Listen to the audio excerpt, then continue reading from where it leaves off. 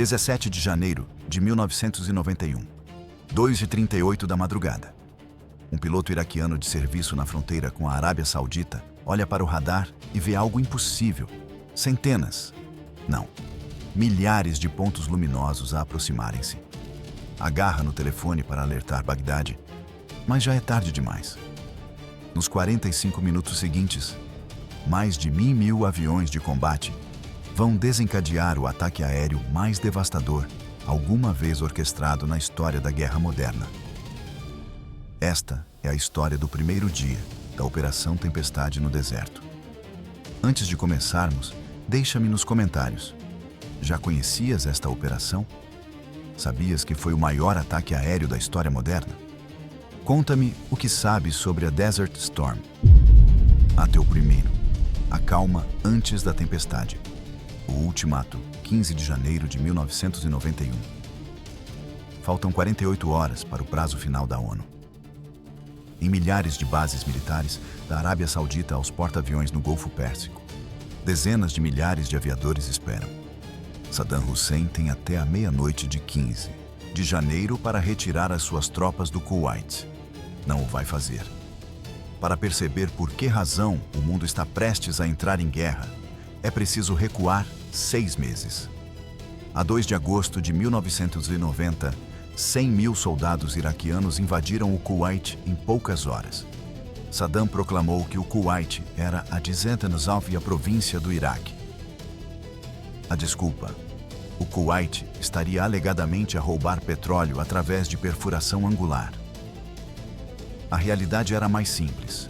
O Iraque devia 14 mil milhões de dólares pela guerra com o Irão e estava falido. O mundo respondeu com a maior coligação desde a Segunda Guerra Mundial. 35 países, liderados pelos Estados Unidos. Durante 6 meses, 1 milhão de soldados, 2.230 aeronaves e 6 grupos de porta-aviões concentraram-se no Golfo sob a Operação Desert Shield. E aquilo que tinham pela frente era assustador. O Iraque tinha o 4º maior exército do mundo. 1 milhão de soldados, 5.500 tanques, 550 caças. Mas o mais perigoso era o seu sistema de defesa aérea. 154 posições de mísseis SAM, com 16 mil mísseis, 972 canhões antiaéreos pesados, 2.404 canhões fixos e 6.100 móveis. 478 radares a cobrir cada metro do espaço aéreo.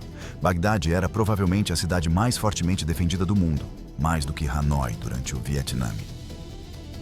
O general Norman Schwarzkopf desenhou uma estratégia revolucionária: destruir por completo a capacidade militar do Iraque a partir do ar antes de um único soldado atravessar a fronteira. O tenente-general Chuck Horner coordenou algo nunca visto. Mais de 1.000 aeronaves em simultâneo a atacar centenas de alvos numa só noite. Chamaram-lhe Shock and Awe. Os planeadores esperavam perder entre 150 e 200 aviões na primeira semana. Cada piloto sabia que muitos não voltariam. A contagem decrescente, 16 de janeiro, 18 Rio. O ultimato expira dentro de 6 horas. Em Riad, Schwarzkopf recebe a chamada que estava à espera. O presidente Bush deu luz verde. A ordem é transmitida de imediato. Execute Operation Desert Storm. Quando a política se esgota, começa a logística. E esta logística é monumental. Milhares de aviadores recebem as últimas instruções. Muitos escrevem cartas finais. Capelães improvisam serviços religiosos. As equipas de terra carregam bombas, mísseis e combustível, a trabalhar febrilmente na escuridão do deserto. Os F-15E levam bombas de 2.000 libras. Os F-117 furtivos levam bombas guiadas a laser. Os B-52 transportam 35 mísseis de cruzeiro. O capitão Steve Tate, piloto de F-15C, recordar-se-ia: sabíamos que íamos fazer história. Também sabíamos que alguns não voltariam para contar. 17 de janeiro, 0000, meia-noite. O ultimato expira oficialmente. Em Bagdade, a vida continua como se nada fosse. Os cidadãos dormem. Soldados fazem rondas rotineiras. Ninguém imagina que em menos de 3 horas tudo vai mudar. Mas a 1.400 quilômetros a oeste, na Louisiana, 7 B-52 levantaram voo a 14 horas. Em 35 horas, estabelecerão o recorde do ataque mais longo da história. A tempestade está prestes a começar e ninguém no Iraque sabe o que aí vem. Atos 2. Os primeiros golpes. Abrir a porta. 17 de janeiro, 2:12. Antes dos F-117, antes dos Tomahawk, antes de 1.000 aviões escurecerem o céu, alguém tem de abrir a porta. E essa porta são 2 estações de radar iraquianas na fronteira. Se sobreviverem, vão detetar a armada que vem atrás. O fator surpresa desaparece. As posições SAM ganham tempo para se preparar. Os MiG descolam. Centenas de pilotos voam diretamente para o inferno. Por isso, a primeira missão da Desert Storm não é para aviões, é para helicópteros. 9 AH-64. Apache voam a 15 metros do chão, sobre o deserto, guiados por 2 MH-53 Pave Low, com GPS avançado. Nome de código: Task Force Normandy. O tenente-coronel Richard Cody lidera a formação.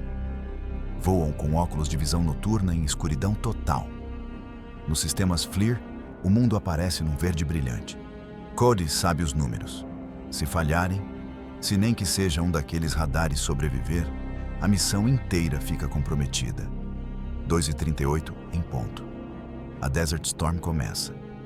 Os 9 Apache abrem fogo ao mesmo tempo, num estrondo de destruição. 27 mísseis Hellfire atingem as estruturas com precisão milimétrica. Explosões gigantes iluminam o deserto como se fosse meio-dia. Foguetes Hydra varrem as instalações. Metralhadoras de 30 milímetros destroem antenas e edifícios. Os Apache aproximam-se ainda mais, caçando tudo o que se mexe. Em menos de 4 minutos, as 2 estações são aniquiladas. 27 Hellfires, 100 foguetes, 4.000 projéteis. Destruição total, sem baixas. Cody confirma por rádio: destruição total. Os Apache fazem meia volta e regressam à fronteira, sempre a baixa altitude. Atrás deles fica um buraco de 30 quilômetros nas defesas iraquianas. E por esse buraco está prestes a entrar o inferno. Os caçadores invisíveis, enquanto os Apache destruíam os radares, 8 F-117 Nighthawk já tinham penetrado profundamente no espaço aéreo iraquiano, completamente invisíveis. O Major Greg Fist lidera a formação a 20.000 pés, em escuridão total. A visão noturna pinta Bagdade num verde fantasmagórico. Ninguém tem a certeza absoluta de que o stealth vai funcionar contra os radares mais potentes do Iraque. Se a tecnologia falhar, Fist e os outros pilotos serão abatidos em minutos. 2:38. Hora H. Fist chega ao alvo, o Centro Internacional de Comunicações de Bagdade, por onde passa 50% das comunicações militares iraquianas. É o nervo central do sistema de comando de Saddam. Abre as portas do porão de bombas. Uma GBU-27 de 2.000 libras cai em silêncio e acerta exatamente no centro do edifício. A explosão ilumina o céu noturno de Bagdade. Segundos depois, outros F-117 largam as suas cargas. O Ministério da Defesa rebenta. A sede de inteligência desintegra-se. Centros de comunicações ardem. Um palácio presidencial é destruído. E nesse minutos, o alto comando iraquiano fica cego e mudo. E o mais impressionante: os radares iraquianos não detetaram absolutamente nada. O stealth funciona. Na sala de controlo em Riad, comandantes observam a CNN a transmitir em direto de Bagdade. Se o sinal estiver no ar, o centro de comunicações ainda está operacional. Às 3h em ponto, o instante exato em que a primeira bomba deveria ter atingido, a CNN cai abruptamente. Um rugido de celebração enche a sala. Os F-117 cumpriram a missão. Mas, para Bagdade, o pesadelo mal começou. Os mísseis Fantasma 2M51. Enquanto os F-117 atacam Bagdade, A 1.000 quilômetros de distância, algo emerge do Mar Vermelho e do Golfo Pérsico. 116 mísseis Tomahawk são lançados de contra-torpedeiros e cruzadores da Marinha. 2 navios lançadores têm uma história especial. O USS Missouri e o USS Wisconsin, couraçados que serviram na Segunda Guerra Mundial. Hoje, 50 anos depois de Pearl Harbor, voltam a servir o país. Os Tomahawk voam a 880 km/h, a 30 metros sobre a água, seguindo o relevo com precisão computorizada. Pequenos, rápidos, quase impossíveis de interceptar. Em simultâneo, os 7 B-52 que descolaram da Louisiana 14 horas antes lançam os seus 35 mísseis de cruzeiro AGM-86 contra centrais elétricas e pontos de comunicações. Os Tomahawk começam a atingir alvos por todo o Iraque. Um entra diretamente pelo portão principal do quartel-general da Força Aérea antes de detonar. Outro atravessa uma janela do Ministério do Interior. Um jornalista britânico observa do hotel um Tomahawk a passar à altura dos seus olhos pela rua e a atingir o Ministério da Defesa no fim do quarteirão. Alguns transportam ogivas especiais com filamentos de carbono, capazes de provocar curtos-circuitos massivos em infraestruturas elétricas. 5 centrais são atacadas. Bagdade mergulha na escuridão. A central de Al-Musayyib explode. Fábricas de Scud desintegram-se. O coronel iraquiano Ahmed al-Samurai descreveria mais tarde: vimos-los a aproximarem-se nos ecrãs. Tentamos avisar. Depois, explosões por todo o lado. Perdemos contato com meia cidade. Não sabíamos o que nos estava a atacar.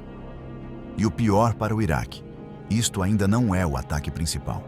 A Armada Aérea 3 Real.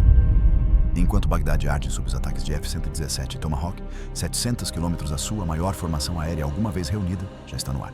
120 F-15C Eagle, 96 F-16 Fighting Falcon, 48 F-15E Strike Eagle, 36 F-A-18 Hornet, 24 F-4G Wild Weasel, 48 A-6 Intruder, além de aviões de reabastecimento, guerra eletrônica e AWACS, a coordenar tudo a 30 mil pés, mais de 670 aeronaves na primeira vaga. O Major Dan Hampton, piloto de F-16, recordaria: olhei à minha volta e vi luzes por quilômetros, centenas de aviões. Todos a ir para o mesmo sítio. Nunca tinha visto nada assim. Percebi que estávamos a fazer história. Durante meses, formações reuniam-se todas as noites perto da fronteira para habituar os iraquianos à atividade. Nesta noite, os radares sobreviventes não veem nada de estranho. Não detetam as formações adicionais mais afastadas a entrarem pelo buraco que os Apache abriram. A primeira vaga voa em silêncio de rádio rumo ao Iraque, rumo aos seus alvos, rumo ao desconhecido. Ato 3. O inferno solta-se. 3 Real. As sirenes de ataque aéreo rugem, rasgando a noite em Bagdade. Os cidadãos correm para fora de casa em direção a abrigos.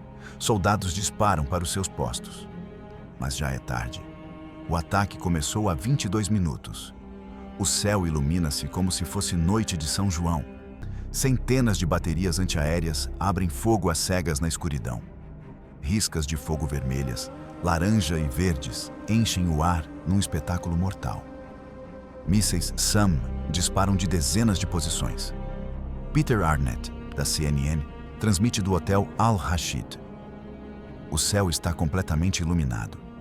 É como se o inferno tivesse sido libertado. Explosões enormes a cada poucos segundos. Mas o fogo antiaéreo dispara contra fantasmas. Os F-117 são totalmente invisíveis ao radar. 2.000 canhões disparam sem um único alvo confirmado, desperdiçando milhares de projéteis na noite. É impressionante e inútil. E enquanto Bagdade olha para o céu à procura de atacantes invisíveis, lá em cima, a 35 mil pés, está a decidir-se quem vai mandar nos céus do Iraque. A batalha pelo domínio aéreo 3:15. A 200 quilômetros a oeste de Bagdade, começa a verdadeira batalha aérea. 32 F-15C Eagle voam em formação de combate, varrendo o céu com radares poderosíssimos. Os iraquianos têm uma força aérea formidável.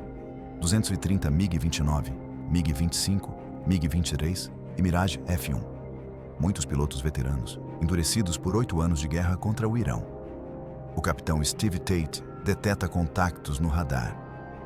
4 MiG-29 Fulcrum aproximam-se a velocidade supersônica em formação de ataque.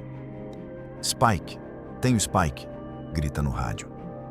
O sistema indica que os MiG já o marcaram no radar. Isso significa que vem aí um míssil. Tate faz uma guinada violenta, puxando 9 Gs que o esmagam contra o assento. Contrai as pernas para não desmaiar. Liga o radar e fixa o líder inimigo. Fox One. Um AIM-7 Sparrow dispara e acelera a Mach 4. O MiG tenta escapar, largando flares e a virar com tudo. Mas o Sparrow é implacável. Impacto. O MiG explode numa bola de fogo brilhante que ilumina a noite. Primeira vitória, Arar, da Desert Storm. Mas a batalha mal começou. Outros F-15C enfrentam MiG por todo o céu ocidental. O tenente-coronel Tolini abate um MiG-25 Foxbat, um dos caças mais rápidos do mundo. O capitão Pitts destrói um MiG-29 que tentava atacar bombardeiros. Um Mirage F-1 investe contra um EF-111 desarmado de guerra eletrônica. O piloto do 111 faz uma manobra brusca e consegue escapar. Um F-15C lá em cima deteta o Mirage e mergulha. O iraquiano manobra em desespero, perde o controlo e espeta-se no chão. O piloto do EF-111, um avião sem armas, recebe crédito por uma vitória por manobra. Em 45 minutos de combate intenso, os F-15C abatem 8 caças iraquianos sem perder um único aparelho. Os MiG sobreviventes fogem para norte ou aterram à pressa. O céu passa a ser da coligação, e agora vem a parte mais perigosa. Wild Weasels, isco humano. Os F-4G Wild Weasel têm o trabalho mais suicida de toda a operação. Destruir baterias de mísseis SAM voando diretamente contra elas, à espera de serem pintados pelos radares inimigos. E, nesse instante, lançar mísseis HARM que seguem a emissão do radar de volta à fonte. Uma missão que, literalmente, transforma os pilotos em isco humano. O capitão Mike Russell voa o seu F-4G a 15 mil pés sobre o deserto. O sistema de alerta deteta múltiplos radares SA-2, SA-3 e SA-6 a bloqueá-lo em simultâneo. Múltiplos spikes, SA-6 à proa, 20 milhas, está a tentar lock. Russell toma uma decisão que contraria todo o instinto de sobrevivência. Voa diretamente para a posição SAM. É como jogar galinha com a morte. No ecrã, vê o momento exato em que o SA-6 obtém lock total. Isso significa que um míssil de 2 toneladas vem na direção dele a Mach 3. Launch! Launch! O sistema grita. Uma luz vermelha pisca no cockpit. Magnum! Russell dispara o HARM. O míssil acelera a Mach 2 Plies, seguindo as emissões como um cão farejador. Russell roda de imediato com violência, descendo e largando flares. O SA-6 passa a menos de 100 metros. O HARM atinge a bateria. Explosão visível a 50 quilômetros. Mais uma posição destruída. Mas a tática mais engenhosa vem do brigadeiro-general Larry Henry. Ele envia 37 drones PQM-74 para orbitar em Bagdade. Os iraquianos, convencidos de que são aviões tripulados, ligam os radares SAM e disparam dezenas de mísseis. Alguns drones são abatidos, e é exatamente esse o plano. Atrás vem FA-18 Hornet, armados com HARMs. Detetam as emissões de radar e lançam 75 mísseis. 35 posições SAM são destruídas em minutos. Chamam-lhe Puba's Party. Na primeira hora, 38 posições de radar e baterias SAM são destruídas ou neutralizadas. O sistema de defesa iraquiano, outrora temível, está a ser desmontado, peça a peça. O bombardeamento massivo 4-0. Com os caças a fugir e as defesas SAM suprimidas, chega a segunda vaga. Os bombardeiros. 48 F-15E Strike Eagle voam a 500 pés sobre o deserto. a 600 milhas. Cada um leva 12 bombas MK-82 de 500 libras. Alvos: aeródromos, hangares, depósitos de munições, instalações de mísseis Scud. O Major T-Bone Dietz aproxima-se de Al-Taqadum. No pod infravermelho, Lantern vê a base em verde brilhante apesar da escuridão. MiG estacionados em filas arrumadas, totalmente expostos. Alvo visual. O WSO marca a laser. A 1 milha, o computador liberta automaticamente. As 12 bombas caem em sequência perfeita. Dietz vira agressivamente. Olha para trás. Uma cadeia de explosões atravessa o campo como fogo de artifício mortal. Hangares rebentam em bolas de fogo. Um MiG-23 desintegra-se. Outro Strike Eagle crateriza a pista com impactos gigantes. 48 F-16 repetem a mesma tática noutros campos por todo o Iraque. A-6, Intruder, atacam instalações costeiras. F-A-18 bombardeiam centros de comando. E então chegam os gigantes. 6 B-52Gs Stratofortress, bombardeiros com 40 anos de serviço, mas ainda brutalmente eficazes, aproximam-se a 35 mil pés. Cada um transporta 51 bombas MK-82 de 500 libras. 306 bombas no total por vaga. O alvo: a base aérea de Talil, lar de 80 aeronaves iraquianas. O Major Steve Wilson observa a base no radar. 4 quilômetros de pista, dezenas de hangares, centenas de edifícios. Portas do porão abertas. O B-52 treme quando as comportas se abrem. Em 5, 4, 3, 2, 1, bombas fora. 51 bombas caem em sequência. Depois o próximo B-52 e o próximo. 306 bombas caem sobre Talil em 90 segundos. O resultado é apocalíptico. A base deixa simplesmente de existir como instalação funcional. Hangares destruídos ou inutilizados. Pista coberta de crateras de 30 pés. 34 aviões iraquianos consumidos pelo fogo.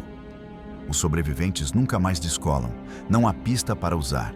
Combate multi-role 4B-30. 4 FA-18 Hornet da Marinha aproximam-se da base aérea H-3. Um E-2 Hawkeye orbita lá em cima a coordenar. De repente avisa: Bandits, 2 MiG-29 a vetorizar na vossa direção. O tenente-comandante Scott Fox está configurado para bombardeamento. Com um simples toque no seletor, o Hornet passa para modo ar-ar. Foi precisamente para isto que foi desenhado. 2 F-15C acima detetam os MiG e mergulham. Disparam Sparrows. Ambos os MiG explodem. Os Eagles somam mais 2 vitórias ao total. A 30 milhas do objetivo H-3, o E-2 volta a chamar ameaça. Bandits, 2 MiG-21, ataque frontal, alta velocidade. Fox e o seu ala não têm tempo de esperar por ajuda. Fox fixa um MiG. O ala fixa o outro. Fox dispara um Sidewinder. O ala dispara um Sparrow. Ambos acertam. Ambos os MiG explodem. E com a mesma calma, os pilotos voltam a colocar os aviões em modo ar-terra com outro toque, quase sem quebrar a formação, e completam o bombardeamento sobre H-3, destruindo hangares e aeronaves no solo. Uma demonstração poderosa da eficiência dos aviões multi-role. Combate aéreo e bombardeamento na mesma saída, sem pestanejar. ATP-4. Amanhecer sangrento. 6 Hell. Amanhece sobre o deserto do Iraque. A maioria dos aviões regressa. Mas para os pilotos britânicos de Tornado, o inferno está apenas a começar. 12 Tornado GR-1 da RAF voam a 200 pés rumo a Talil. Levam o JP-233, 30 bombas Crater Makers, mais 215 minas antipessoal. O problema é simples e brutal. Para usar o JP-233 de forma eficaz, tem de voar em linha perfeitamente reta a 180 pés sobre a pista, enquanto largam a carga, sem manobras evasivas, alvos enormes e lentos. Uma missão suicida por desenho. O comandante Jerry Witts aproxima-se. 5 milhas da pista, o inferno rebenta. Canhões de 23 metros, 37 milhas e 57 milhas disparam ao mesmo tempo. Traçantes enchem o ar como uma tempestade laranja e vermelha. Mísseis portáteis disparam de múltiplas posições. Cristo! Não conseguimos atravessar isto, grita um piloto pelo rádio. Mas não há escolha. A missão é crítica. Witts desce para 180 pés e acelera para 540 nós, voando diretamente para a parede de fogo. O avião sacode violentamente com a turbulência das explosões próximas. Ele ouve estilhaços a bater no fuselagem. A 1 milha, carrega no botão de largada. Os contentores JP-233 despejam a carga mortal. 30 bombas e 215 minas caem em 3 segundos. Witts mantém o avião absolutamente estável enquanto as bombas saem. Explosões rasgam a pista atrás dele. Abrem-se crateras de 15 pés. As minas espalham-se, armando-se automaticamente. Os 11 tornados seguintes repetem a mesma missão suicida. Cada um voa o mesmo perfil. Baixo, rápido, reto, atravessando o fogo. Milagrosamente, os 12 sobrevivem. Quando o último sai, as 2 pistas de Talil estão completamente destruídas. As minas tornam a reparação impossível. Talil fica fora de combate pelo resto da guerra, mas a sorte britânica está prestes a acabar. A perda inevitável. 1 hora depois, 4 Tornado atacam Al-Rumaylah com bombas convencionais de 1.000 libras. O tenente John Peters pilota, com o tenente John Nicol na navegação. Aproximam-se a 200 pés. O fogo antiaéreo abre. Explosões sacodem o avião. A iniciar subida, anuncia Peters, puxando o manche. O Tornado sobe num ângulo acentuado. A 1.000 pés, o computador deveria largar as bombas automaticamente. Nada. Não estão a largar. Falha no computador, grita Nicol. Peters continua a subir enquanto tentam resolver o problema. 2.000 pés, o dobro do planeado, totalmente expostos, a voar lento, sem manobras. Abortar, abortar. Peters rola o avião quase invertido e puxa para baixo num mergulho de escape. Aceleram a descer, nivelam aos 200 pés. Parece que escaparam. Então, um míssil portátil SA-16 atinge o motor direito. A explosão destrói o motor. Sistemas falham. Os comandos ficam pesados. Peters luta com o manche, mas o Tornado está condenado. Ejetar, ejetar. Ambos puxam as manetes. Os assentos disparam através das cúpulas. 2 paraquedas abrem-se. Caem com força em território inimigo. São rodeados imediatamente por soldados e civis furiosos, espancados brutalmente antes de oficiais intervirem. Prisioneiros de guerra. As primeiras baixas britânicas da Desert Storm não serão as últimas. Contagem do dia 1. A noite cai sobre o Golfo. Passaram 24 horas desde que os Apache abriram fogo às 2h38. Tate aterra o seu F-15C depois de 4,5 horas no ar e 2 reabastecimentos. As equipas no chão recebem-no com aplausos. Abateu um MiG-29 na sua primeira missão de combate. Como foi lá em cima? Pergunta o chefe de equipa. Intenso. Muito, muito intenso. No centro de controle em Riad, Schwarzkopf e a sua equipa avaliam os resultados. Os números são espantosos. Sortidas. Coligação. 2.775. Iraque 120. Destruído. 17 centros de comando.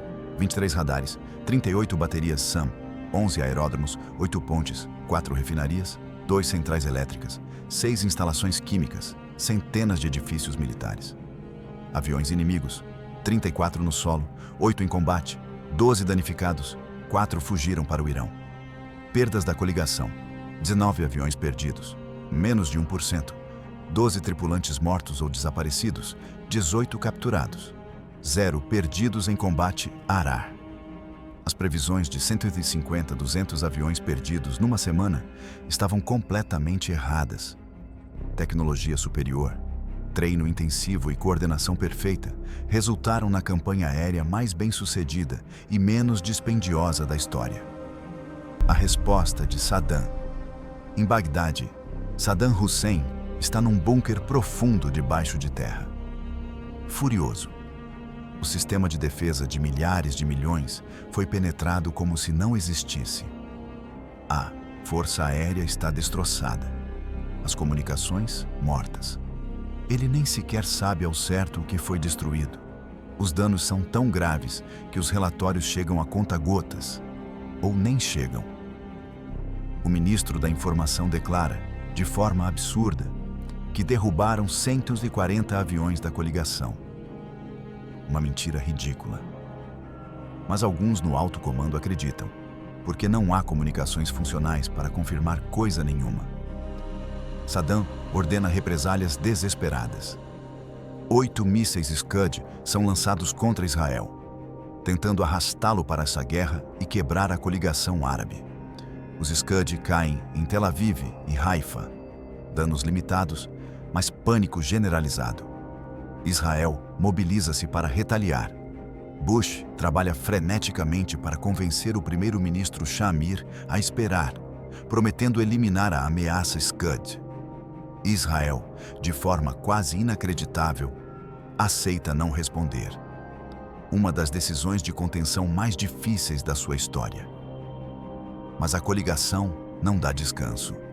Às 9h, 18 de janeiro, 800 aviões descolam novamente. Desta vez atacam em plena luz do dia. Dietz regressa a Al-Taqadum. A base estava arrasada, hangares colapsados, aviões retorcidos, fumo por quilômetros. Parecia treino de bombardeamento durante um mês, e só tinha passado um dia. O assalto continuará sem parar durante 38 dias. Todos os dias, 2.500 sortidas martelarão o Iraque. A Força Aérea Iraquiana, a quarta maior do mundo, em grande parte nunca mais sairá para combater a sério. Muitos pilotos fogem simplesmente para o Irão com os seus aviões. Os ataques mudam gradualmente de alvos estratégicos para alvos táticos. Destruir o exército no terreno. B-52 bombardeiam posições da Guarda Republicana. A-10 Warthog destroem colunas de tanques. F-16 bombardeiam bunkers e trincheiras. No fim da campanha aérea de 38 dias, os números são históricos. Coligação. 42 aviões perdidos em combate no total. 147 militares mortos. 467 feridos. Taxa de perda, 0,4%. Iraque. 324 aviões perdidos. Milhares de veículos destruídos. Estimados 20.000, 35.000 soldados mortos. 2.300, 3.500 civis mortos. A invasão terrestre, Operation Desert Saber, começou a 24 de fevereiro. Durou exatamente 100 horas. O exército iraquiano, martelado durante 5 semanas a partir do ar, colapsou quase de imediato. Alguns comandantes renderam-se sem disparar. A 28 de fevereiro, Bush declarou cessar fogo. Kuwait libertado. Iraque derrotado. A Desert Storm mudou a guerra para sempre. Demonstrou que a tecnologia funciona. 80% das bombas guiadas acertaram nos alvos. No Vietnã, eram apenas 5%. O stealth é real. Os F-117 fizeram 2% das sortidas, mas destruíram 40% dos alvos estratégicos. Nenhum F-117 foi abatido. O domínio aéreo é tudo. Quando a coligação controlou o céu, a guerra terrestre tornou-se quase uma formalidade. O treino superior vence. 36 iraquianos abatidos, 0 americanos perdidos em Arar. A coordenação é poder. 1.000 aviões, sem colisões em 1917. Massa seria impensável antes de 1991. As vidas. Michael Scott Speicher, cujo FA-18 foi abatido na primeira noite, foi declarado KIA. Em 2001 passou a MIA quando surgiu evidência de que poderia ter sobrevivido. A família viveu 18 anos sem respostas. Em 2009, os seus restos foram encontrados no deserto. Morreu no impacto. O último MIA da Guerra do Golfo foi encontrado e trazido para casa. Peters e Nicole, os pilotos britânicos capturados, foram torturados durante semanas. Apareceram na TV iraquiana com o rosto brutalmente espancado. As famílias viram-nos nas notícias. Sobreviveram e foram libertados após a guerra. Nenhum voltou a voar em combate. Tate voou 42 missões durante a Desert Storm. O seu F-15C nunca levou um arranhão. Reformou-se como coronel, com mais de 4.000 horas de voo. Cody, que liderou o ataque Apache que abriu a guerra, subiu até general de 4 estrelas e tornou-se vice-chefe do Estado-Maior do Exército. Os 7 tripulantes do B-52 que descolaram da Louisiana completaram a missão de 35 horas, 14.000 milhas, estabelecendo o recorde do bombardeamento mais longo da história. A Desert Storm foi uma vitória militar esmagadora, mas não trouxe paz duradoura ao Médio Oriente. Saddam permaneceu no poder mais 12 anos. As sanções continuaram, matando centenas de milhares de civis iraquianos. As tensões nunca foram resolvidas. Em 2003, os Estados Unidos regressaram numa segunda guerra que derrubou Saddam, mas desencadeou mais de uma década de insurgência e instabilidade. Alguns veteranos perguntam-se se deviam ter terminado o trabalho em 1991. Outros defendem que a missão era libertar o Kuwait, nada mais. O debate continua, mas ninguém pode negar o que aconteceu a 17 de janeiro de 1991. Nesse dia, 1.000 aviões escureceram o céu. Nesse dia, o poder aéreo moderno mostrou o seu verdadeiro potencial. Nesse dia, a guerra mudou para sempre. A Desert Storm foi uma demonstração do que treino, tecnologia e coordenação perfeita podem alcançar. Em 1943, 308 aviadores morreram sobre Ploiesti, numa única missão. Em 1991, 147 militares de toda a coligação morreram em 43 dias de guerra. A diferença? 48 anos de avanços tecnológicos, táticas revolucionárias e preparação obsessiva. A guerra nunca é de borla. Mas a Desert Storm provou que esse custo pode ser minimizado, enquanto se alcança a vitória. Esta foi a história do primeiro dia do maior ataque aéreo da história moderna. O dia em que começou a tempestade no deserto. Deixa-me nos comentários. O que te surpreendeu mais? O ataque inicial dos Apache? Os F-117 furtivos? As perdas tão baixas? Queres que eu continue com os dias seguintes da Desert Storm?